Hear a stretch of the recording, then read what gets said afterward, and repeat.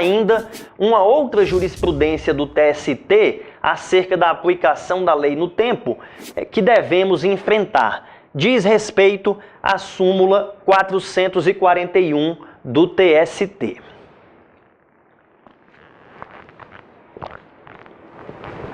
Vejamos. Ela é relativa, senhores, ao aviso prévio proporcional. E ela disse: o aviso prévio proporcional só tem incidência para as rescisões do contrato de trabalho que sejam realizadas a partir da vigência da lei. Vale dizer, o aviso prévio proporcional até tem incidência nos contratos anteriores, caso a rescisão seja posterior à lei. Percebam que essa é uma disposição que admite a incidência imediata, mesmo para contratos anteriores, mas ela é benéfica. Ela é um benefício ao trabalhador, porque o artigo 7º prevê o aviso prévio proporcional, nos termos de lei. Carecíamos, nos ressentíamos dessa lei. Com o advento da lei, alcança aqueles contratos já em curso, mas desde que a rescisão do contrato de trabalho seja posterior ao advento da lei, ao advento de vigência daquela lei. É um ato posterior benéfico, então o Tribunal Superior do Trabalho se inclinou por essa posição que apresentamos a vocês. Atos posteriores benéficos são aplicáveis aos contratos de trabalho já iniciados e os atos posteriores maléficos também, desde que não violem a irredutibilidade salarial, porque ela é um princípio constitucional. Acredito que talvez a posição que venha a ser formada pelo TST seja nesse sentido. E aqui também gostaria de lamentar que o legislador trabalhista reformador brasileiro não tenha estabelecido premissas de direito intertemporal. Poderia o legislador ter fixado balizamentos e ter identificado aqueles dispositivos que teriam vigência imediata, aqueles dispositivos que alcançariam os contratos anteriores, os dispositivos que somente alcançariam contratos novos. E para ilustrar, para contextualizar a vocês o quão importante isso é, trago como o direito comparado, em um comparativo, o Código de Trabalho de Portugal. Ele prevê no inciso ou no número 1 do artigo 7º do Código de Trabalho de Portugal, uma aplicação ali de direito intertemporal, trazendo segurança jurídica aos interlocutores sociais. Vejam que ele determina que fica sujeito ao regime do Código de Trabalho aprovado por essa lei, o Código de Trabalho de Portugal, os contratos e instrumentos de regulação celebrados antes da entrada em vigor da referida lei, salvo quanto a condições de validade e a efeitos de fatos ou situações totalmente passados anteriormente àquele momento. E mais, lá no número 5, ele traz algumas situações, prevendo que esse novo código não se aplica ao contrato de trabalho anterior no que atine à duração de período experimental, à prescrição, caducidade, procedimentos para aplicação de sanções, procedimentos relativos à cessação do contrato de trabalho, duração de contrato de trabalho a termo. Veja o quão importante é realizar isso, a segurança jurídica. Nós, infelizmente, não temos um paralelo como esse. Então, temos que interpretar o grau e o nível das alterações e fazer uma análise se essa aplicação imediata fere algum princípio constitucional. E aí, ferindo, por exemplo, o princípio constitucional da irredutibilidade, não seria aplicável na esteira da súmula 191 do TST, que já assim entendeu quanto aos eletricitários. Como mais um indício de que essa possa vir a ser a posição do TST de respeitar a irredutibilidade salarial, trazemos a vocês um julgado da SBDI 1 sobre a lei de terceirização. Julgado esse de 3 de agosto de 2017, quentinho, saindo do forno, senhores. A entrada em vigor da nova lei, geradora de profundo impacto perante a jurisprudência do TST, no que alterou substancialmente a lei do trabalho temporário, não se aplica às relações de emprego regidas e extintas sob a égide da lei velha, sob pena de afronta ao direito adquirido do empregado a condições de trabalho muito mais vantajosa. Esse é um trecho do julgamento do processo 1144, dígito 53 de 2013, da 6ª Região, que chegou ao TST, né? E aqui temos uma decisão da SDI 1, e podemos assim dizer que é uma posição do tribunal em sua maioria, já que é uma posição da SDI e não de turma. Recomendo a leitura integral desse acórdão, que está lá disponível no site do TST, mas gostaria de fazer aqui alguns esclarecimentos. O caso diz respeito à terceirização em atividade fim. O TST, interpretando a ordem jurídica, entendia que a terceirização de atividade fim era ilícita e que o vínculo se formava direto com o tomador. A nova lei permite a terceirização de atividade fim. Então, pretendia-se dizer que estava permitido, que se convalidava aquele período anterior e que seria possível. O TST rechaçou e disse: terceirização firmada antes e terminada antes da nova lei, ela não é possível na atividade fim, não é lícita a terceirização na atividade fim. Eu até discordo em termos da premissa do TST de que a terceirização teria que ser sido inaugurada e extinta sob a égide do ordenamento anterior. Porque imaginem, senhores, uma terceirização em atividade fim que foi regida antes daquela lei de março de 2017, a Lei 13.429 de 2017, alterada pela reforma trabalhista, com tão pouco tempo de vida já alterada. Mas imagine, uma terceirização em atividade fim, o TST entendia que era ilícita e com o advento da lei, aquela mesma terceirização automaticamente passou a ser lícita. Me parece que a terceirização de atividade fim só alcança contratos de trabalho firmados após o início de vigência dessa lei. Senão teríamos uma frontal incongruência, porque a ilicitude de terceirização até o advento da lei ela provoca o reconhecimento do vínculo com o tomador. Então, teríamos um vínculo com o tomador até o advento da lei e, a partir da lei, teríamos um vínculo agora com o novo e teria que ser realizada uma baixa e, enfim, o enquadramento sindical mudaria. Me parece que seria uma total insegurança jurídica e uma confusão dos institutos, de maneira que, nesse caso, por preservação da segurança jurídica, se a terceirização foi iniciada com base no ordenamento anterior, ela não se submete aos ditames da nova lei de terceirização, salvo se houver aquilo que restou materializado no artigo 19C da lei de terceirização, que prevê que os contratos em vigência, se assim acordarem as partes, poderão ser adequados aos termos desta lei. Se houver uma adequação, e aí, eventualmente, ajustes que não firam os direitos, né, que não venham a provocar irredutibilidade salarial,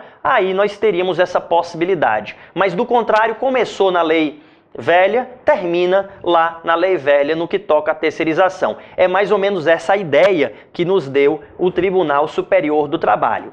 Mas, para avançar um pouco mais ainda em polêmica, eu trouxe aqui só para aguçar a nossa curiosidade algumas situações que vão poder ilustrar essa temática. Imaginem os prêmios que já eram recebidos. Os prêmios possuem natureza salarial. Prêmios, senhores, vale relembrar, são gratificações ajustadas entre empregados e empregadores, geralmente relacionados a uma produção acima do ordinário, ao atingimento de determinadas metas. Os prêmios, na dicção do artigo 457 da CLT antiga, têm natureza salarial. Os prêmios, na dicção da nova lei, não possuem natureza salarial. Imagina, então, que o trabalhador recebe R$ 2.000 e R$2.000 de prêmios. O FGTS leva em consideração os R$4.000. As horas extras levam em consideração os R$4.000. Se aquele trabalhador, com o advento da nova lei, tiver o reconhecimento do prêmio como natureza indenizatória, eu estou, por via transversa, reduzindo-lhe o salário. Porque parcelas como adicional de periculosidade, que são lançadas com base, era lançado com base no complexo salarial para efeito da eletricitária. Imaginemos, então, um eletricitário que tenha sido admitido antes daquela lei. O adicional de periculosidade estaria sendo reduzido, porque retiraria o prêmio. Qualquer trabalhador que preste horas extraordinárias teria o valor da sua hora extraordinária reduzida pela metade, no caso de um prêmio que dobra o valor do salário. E outras parcelas que são calculadas também com base no complexo, no conjunto salarial. Teríamos uma redução salarial. Daí porque uma disposição como essa do prêmio, que é extirpada de natureza salarial, na minha visão, só se aplicaria a novos contratos. Os contratos de trabalho anteriores não teriam incidência dessa retirada de natureza salarial, sob pena de redução do salário e assim afronta ao artigo 7º, inciso 6 da Constituição, num paralelo com a súmula 191 do TST. Equiparação salarial, senhores. Imagine o trabalhador que preenchia os requisitos da equiparação com base no regramento anterior. A nova lei traz alguns outros requisitos. Aquele trabalhador que tinha direito à equiparação salarial deixa de ter, ele perde o direito à equiparação salarial, o salário pode ser reduzido.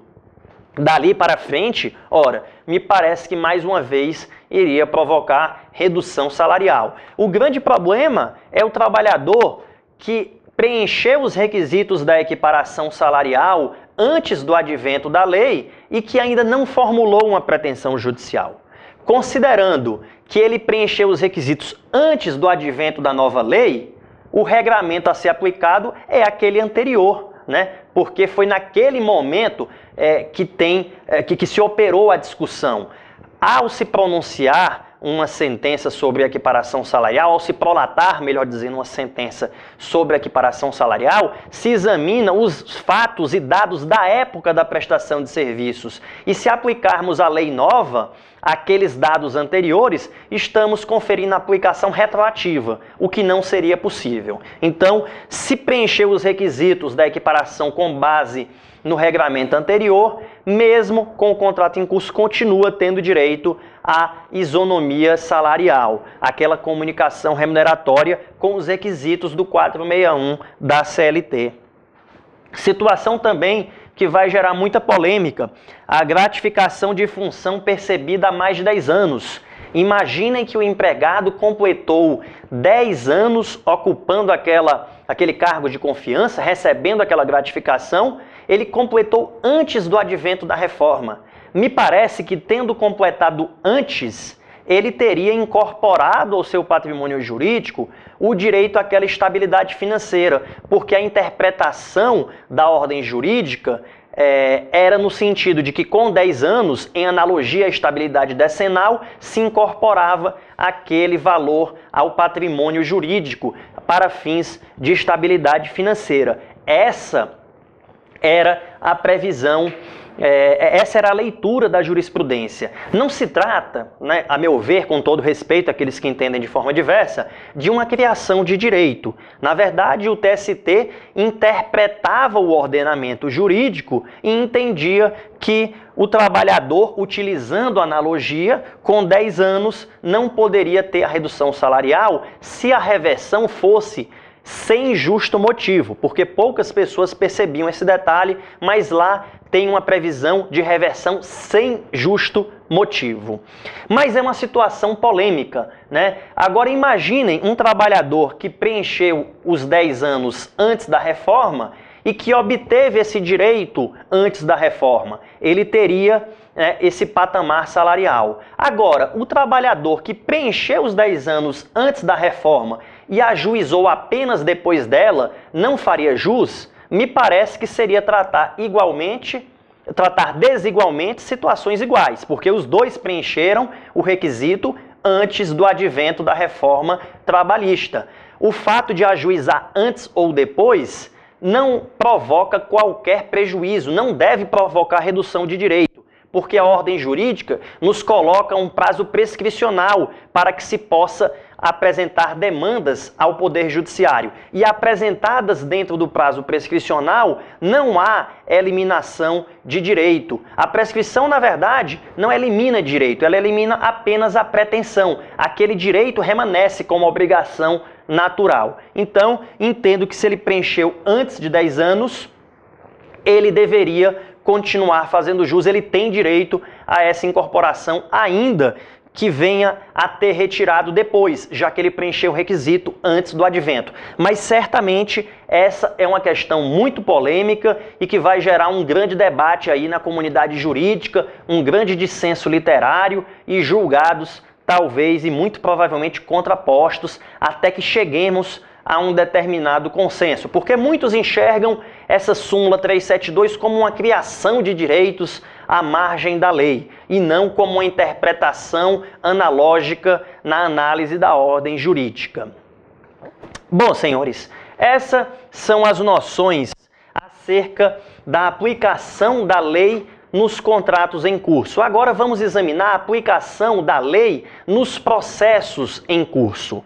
E aí devemos lembrar que nós temos três teorias. Temos a teoria da unidade processual, a teoria das fases processuais e a teoria do isolamento dos atos processuais.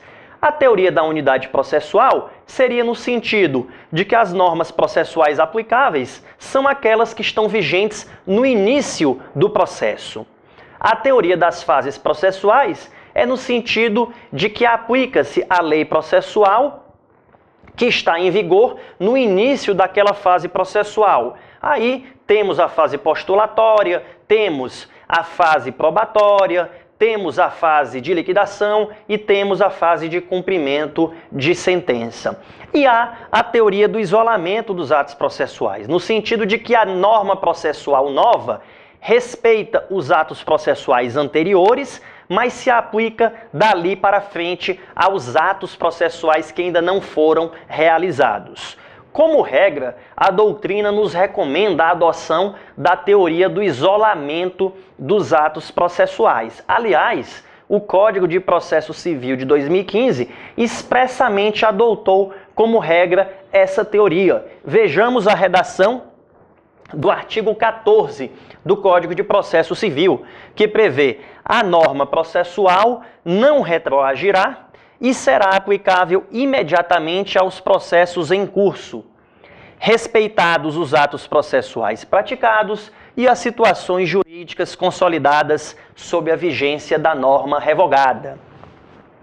Contudo, senhores, devemos sempre lembrar que o processo ele revela um conjunto coordenado de atos processuais, um conjunto global e coordenado de atos que são praticados. E muitas vezes um ato posterior tem uma imbricação direta com o ato anterior. Muitas vezes há um certo amálgama, há uma certa confusão e interpenetração entre atos anteriores e atos posteriores, numa relação de causalidade, de causa e efeito. Justamente atento a essas situações específicas é que o CPC trouxe exceções, de maneira muito científica, de maneira muito bem-vinda. O CPC consagrou nas suas disposições transitórias algumas exceções e trago aqui a colação para que possamos ilustrar pedagogicamente. Artigo 1047. Ele prevê que as disposições de direito probatório adotadas neste Código aplicam-se apenas às provas requeridas ou determinadas de ofício a partir da data de início de sua vigência. Trocando em miúdos, disse o CPC, no que toca às provas, a norma processual nova só se aplica àquelas provas que tenham sido determinadas a partir do início de vigência. Provas que tenham sido determinadas antes da norma processual nova continuam regidas pela lei processual anterior, ainda que venham a ser praticadas posteriormente. Imagine uma perícia deferida antes de uma norma processual nova. Ainda que a perícia venha a se realizar depois da norma processual nova, ela é regida pelas disposições anteriores, inclusive quanto a prazo de esclarecimentos periciais, por exemplo. E mais, em alguns aspectos, o CPC adotou a teoria da unidade processual. No artigo 1047, no que toca às provas, ele adotou a teoria das fases processuais, né? Direito probatório ficou vinculado às fases processuais. Já no artigo 1046, parágrafo 1º, temos uma relativização para a aplicação da teoria da unidade processual. O CPC nos diz que as disposições da Lei 5869, o famoso Código Buzaide, né, o CPC de 73, relativas ao procedimento sumário e aos procedimentos especiais que forem revogados, aplicar-se-ão as ações propostas e não sentenciadas até o início de vigência deste Código. Portanto, havia um rito, como o rito sumário, que existia no CPC de 73, ainda que tenhamos um CPC novo, aquele rito sumário vai ser aplicado até o final, caso não tenha havido a sentença no momento em que adveio a nova lei. Aqui temos uma aplicação da unidade processual, porque aquele procedimento lá sumário já estava em curso, com disposições especiais, de maneira que me parece em franco compasso com a segurança jurídica. Um trabalho muito bem engedrado, um trabalho muito cuidadoso do legislador processual civil e, nesse particular, com muito pesar, lamentamos que o legislador reformador trabalhista não tenha adotado essas disposições de direito intertemporal. E aí precisaremos fazer uma análise, casuística e à luz dos imperativos de segurança jurídica. Na falta de normas, segundo a Lei de Introdução às Normas do Direito Brasileiro, nós devemos nos utilizar dos princípios gerais de direito, da analogia, dentre outras situações. E então, o princípio da segurança jurídica vai ser muito utilizado. Há um caso muito polêmico para tratar com vocês, dos honorários advocatícios, para que possamos ilustrar essa aplicação da lei processual no tempo. Como regra, os atos processuais serão praticados conforme a nova lei. A partir de 11 de 2017, por exemplo, nós temos a isenção de depósito recursal para pessoa jurídica beneficiária da justiça gratuita. Me parece que essa disposição, sem qualquer problema, é aplicada imediatamente. Vale dizer, prolatada uma sentença após 11/11, um eventual recurso de uma pessoa jurídica beneficiária da justiça gratuita teria essa isenção do depósito recursal sem qualquer problema. Mas vejam uma situação que, a meu ver, não poderia ser aplicada aos processos já ajuizados. Honorários advocatícios. Os honorários advocatícios, eles são arbitrados de acordo com a postulação inicial e com a sentença. Se for o caso de improcedência, inclusive, incidirá sobre o valor da causa. Os honorários sucumbenciais, inclusive, serão recíprocos, de maneira que eventual procedência parcial e, como consequência, sucumbência parcial, demandará o pagamento de honorários advocatícios. Mas quando essas pretensões foram formuladas, quando essas pretensões foram levadas a juízo, não havia essa sucumbência recíproca. Então, agora, aplicar honorários advocatícios sobre a sucumbência, quando a pretensão levada a juízo não gerava o pagamento de honorários advocatícios, me parece que seria surpreender as partes. E o princípio da vedação à surpresa, o princípio da boa-fé processual, o princípio da cooperação, o princípio da segurança jurídica seria frontalmente violado. Há uma relação de causalidade entre os honorários advocatícios e a petição inicial, e até mesmo entre a defesa, né? Já que a sentença faz a análise da tese e da antítese, e com base nesse julgamento e nas procedências parciais, totais ou improcedências, é que são fixados os honorários. Há uma relação de causalidade direta com a inicial e com a contestação, e aplicar essa sucumbência a processos ajuizados sem que houvesse uma previsão de sucumbência seria surpreender e causar um gravame às partes em nítida colisão com a segurança jurídica. Então, no que toca aos honorários advocatícios, entendo pessoalmente que serão aplicados somente para os processos ajuizados a partir de 11/11/17. Embora seja um sábado, é possível fazer um ajuizamento lá no PJE, sábado de tardezinha, depois do churrasco, da cervejinha. É possível ir lá no PJE e pegar aquela peça pronta, né, e já ajuizar. Se fizer a partir de 11/11, entendo que cabem honorários advocatícios sucumbenciais. Do contrário, entendo que não seria cabível. Bom, foi feita então essa explanação da aplicação da lei processual no tempo, tanto para o direito material como para o direito processual. Precisamos levar um tempo aqui um pouco mais exacerbado, porque são muitas polêmicas, são muitas questões envolvidas, são muitos fatores, teses, antíteses, teorias, e precisávamos dar esse panorama e trabalhar com um pouco mais devagar. Agora, no próximo bloco, iremos entrar nos comentários pontuais da reforma trabalhista, comparando, como já disse, a redação anterior, a redação nova, fazendo os destaques, examinando eventualmente à luz de colisões constitucionais ou não, e fazendo ainda uma análise de prejuízos à jurisprudência ou não dos tribunais superiores. Continuamos então na sequência, meus amigos.